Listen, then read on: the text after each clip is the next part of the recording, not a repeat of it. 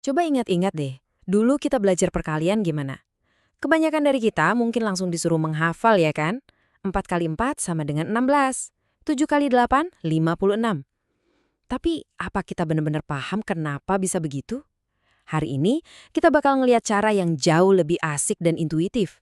Yang terinspirasi dari sebuah buku pelajaran matematika anak-anak yang keren banget dari Indonesia. Oke, kita mulai ya. Bagian pertama, pesta yang penuh dengan angka.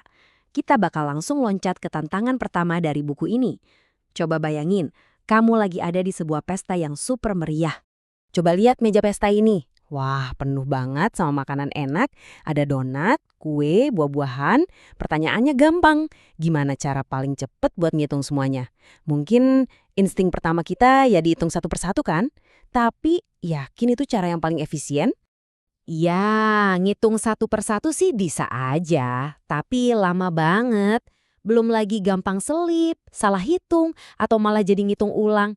Pasti ada cara yang lebih pinter. Nah, ini dia kuncinya. Kita harus ubah cara kita ngelihat masalah ini. Daripada pusing lihat puluhan barang satu-satu yang berantakan, gimana kalau kita coba cari kelompok? Jadi, ayo kita balik lagi ke gambar pesta tadi. Tapi kali ini coba deh pasang kacamata baru. Ada nggak sih pola atau struktur yang kesembunyi di situ? Coba perhatiin baik-baik. Nah, ini dia. Lihat deh coklatnya. Nggak berantakan gitu aja kan?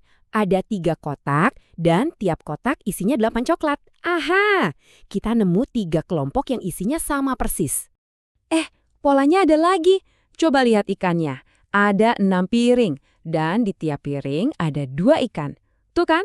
Lagi-lagi kita nemu konsep kelompok yang sama banyak. Ini bukan kebetulan, ini sebuah pola. Dan sekali lagi biar makin mantep, lihat agar-agarnya. Ada 5 kantong dan masing-masing isinya 6. Udah jelas banget kan sekarang?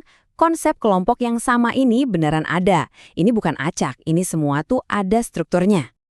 Oke, setelah kita jago nemuin pola kelompok yang sama nih, sekarang waktunya kita kasih nama resmi buat jalan pintas matematis. Yang keren ini! Di buku ini definisinya simpel banget. Perkalian itu ya cara ngitung total kalau kita punya beberapa kelompok yang isinya sama. Udah gitu doang. Simple dan langsung ke intinya. Dan ini nih yang ngejelasin semuanya dengan sempurna.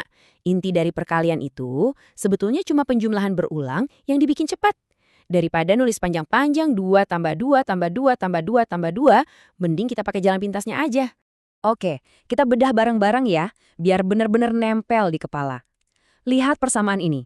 5 dikali 2 sama dengan 10. Kuncinya itu, ngerti tiap angka ini artinya apa.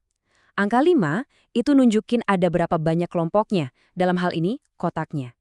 Angka 2 itu isinya dikali tiap kotak. Nah 10 ya udah pasti jumlah total semuanya. Nah sekarang kita udah punya kekuatan super baru nih. Yuk kita coba pakai di dunia nyata. Persis kayak yang diajarin di buku pelajaran ini. Oke, kita main ke taman bermain. Coba fokus ke ayunannya. Kita lihat ada 4 ayunan kan? Dan di tiap ayunan ada 2 anak. Nah, dapat polanya. 4 kelompok, masing-masing isinya 2. Jadi kalimat matematikanya gimana? Ya jelas, 4 dikali 2 sama dengan 8. Lanjut, sekarang perahunya. Ada berapa kelompok? 3 perahu. Isinya 4 anak di tiap perahu. Jadi, 3 kelompok yang isinya 4. Kalimat matematikanya jadi 3 dikali 4, hasilnya 12. Gampang kan? Pindah lokasi ke kebun. Lihat deh pohon apelnya. Ada 3 pohon. Dan kalau kita perhatiin, tiap pohon ada 9 apel. 3 kelompok yang isinya 9. Langsung aja, 3 dikali 9 sama dengan 27. Dan contoh terakhir, kuda-kuda ini, mereka ngumpul jadi 3 kelompok, dan tiap kelompok ada 4 kuda. Lagi-lagi, 3 dikali 4 sama dengan 12. Ternyata emang bener, pola ini tuh ada di mana-mana, asal kita tahu cara nyarinya. Jadi, kenapa sih cara mikir kayak gini tuh bisa kita sebut sebagai kekuatan super yang baru? Yuk kita simpulkan. Nah, disinilah letak perbedaan besarnya. Kalau cuma hafalan, fokus kita itu cuma gimana caranya dapat jawaban yang benar.